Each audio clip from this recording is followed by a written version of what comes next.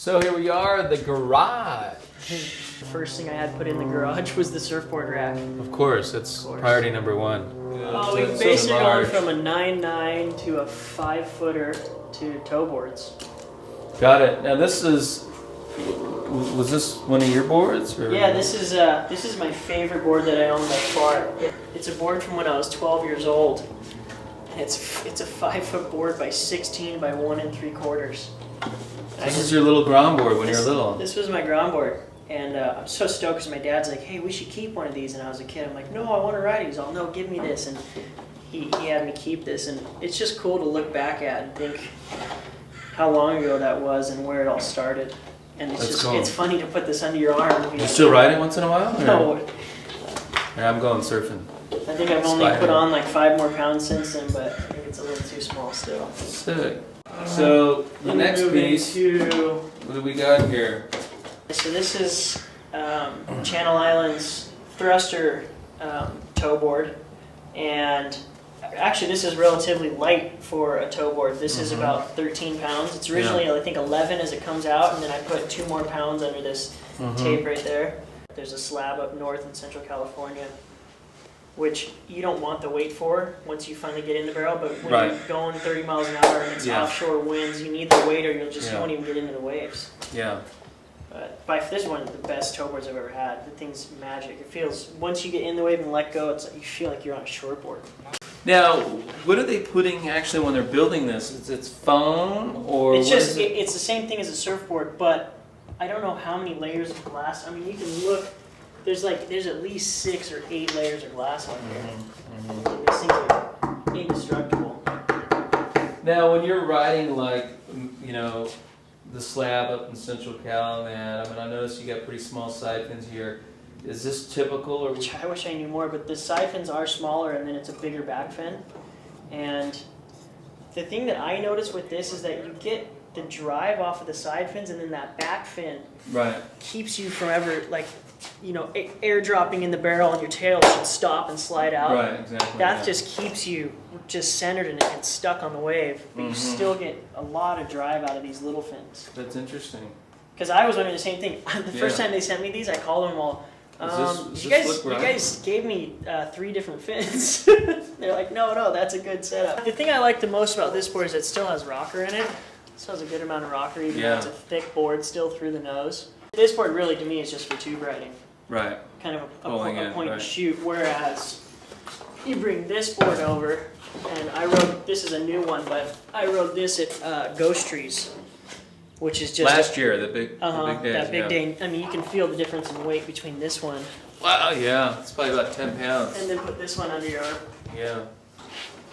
I think this thing's at about 19 pounds, and this is at about 13. When I went to Ghost Trees, I didn't have the weights on it. I just had the board. Right. And I would let go of the rope and get to the top of the wave and start having to hop and try to regain my speed to get in. Or like Parsons and Gerlach, their boards are like 21, 22 pounds. They let go of the rope and they were like carving to shed speed. And it was an eye-opener for me. I'm like, wow, I understand the weight.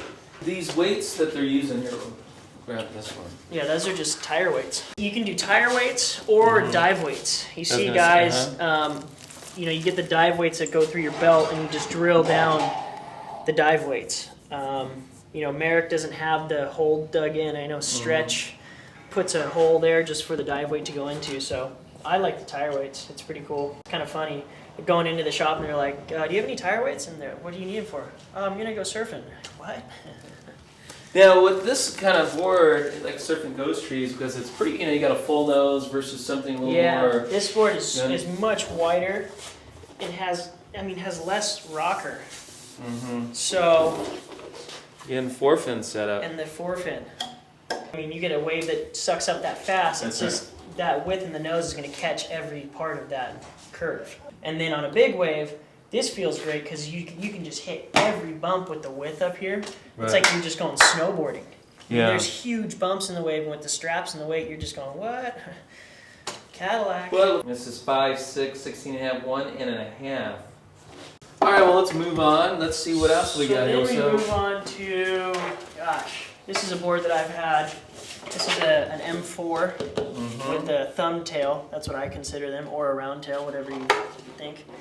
I've had this board for 3 years, probably the board I've had the longest of my life. As you can see, it's buckled in 5 It's obviously one different of places. those cherished boards that was a good rider. Yeah, and now it's just, I just leave it for contests, like Huntington. Really? Even though it's buckled like this, you would still take it out? Yeah, the thing still works insane, and it's a little heavy now, and it doesn't flex as much, but it's just that old faithful. And this is 5'10". 5'10", 18 and a 16th by 2 and a 16th. Now, is Al making these, or he's having one of his? This one was shaped by Al. It's really flat. Actually, the tail rocker is probably bigger than the nose rocker. And so you get that flat kind of planing speed, but at the same time, this tail is so loose, it's like a skateboard. Yeah. And a lot of guys, like this is my grovel board, and a lot of guys ride like the Flyer, which has a huge hip and goes into a narrow tail. So you get the width and speed, and then you put your foot back in. But with my little chicken legs, I can't move the hips around. So I just like, this board's like a disc, it just flows. And that's what I really like. And Now, what do you prefer? The FCS, glass in, or future fin setup? I know everyone's different. I mean, glass ins are the best by far, and especially for somewhere like Hawaii or like Critical Waves, always glass ons. Traveling wise, I love FCS. Like for the WQS tour, I would say use fin systems. And ever since I was a kid, I used FCS, so I'm familiar with their templates. Other guys use Future. Merrick uses FCS and Future. That's what I've seen, and I've always stuck with FCS. Yeah. Okay. So there's that. What would be your typical favorite board for a beach break of 3 to 4 feet? I mean, this is my typical short board right here. It's a 5'10" by 18 by 2 1/8 squash or round tail MBM, which is Merrick's go-to all-around board. Okay. Lots of rocker, nice concave, and I would say works great from the 3 to 4 foot range, beach breaks or point breaks. Your all-around board. Yeah, it just holds a lot of drive and still is really loose for sliding around or airs or something at the beach breaks. Now tell me about the relationship, obviously, with Al Merrick. To me, Al is the best shaper in the world, and I was lucky enough when I was about 15 or so to stumble across him and his surfboards.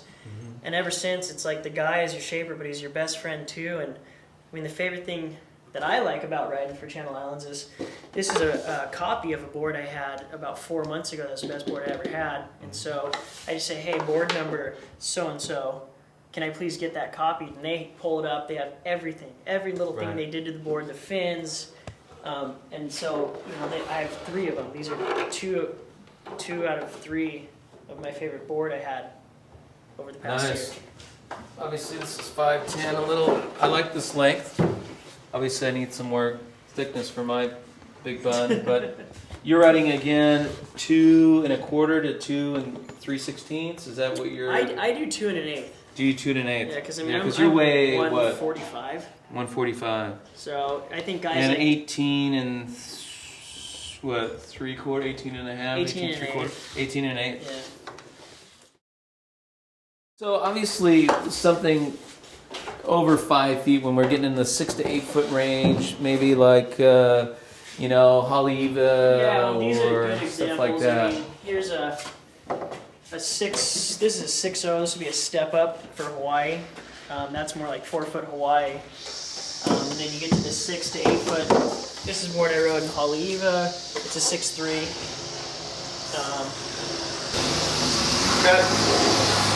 Lawnmower. Damn it.